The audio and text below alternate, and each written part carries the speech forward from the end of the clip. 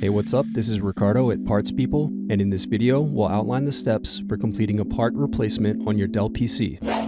Visit our website and use this coupon for a 5% off discount.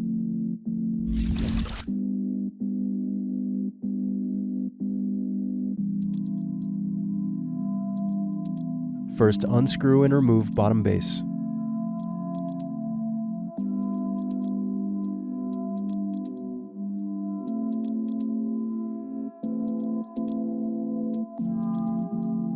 Now unscrew battery. Next, unscrew and remove battery.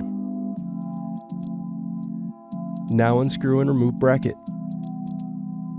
Next, disconnect antenna cables and remove wireless card. Now disconnect circuit board cables. Then unscrew and remove USB SD card circuit board. Thanks for watching. Don't forget to like and subscribe if you enjoyed this video. And if you need more, check out this playlist to watch other tutorials for your laptop. You can also click here to find parts for your laptop at partspeople.com.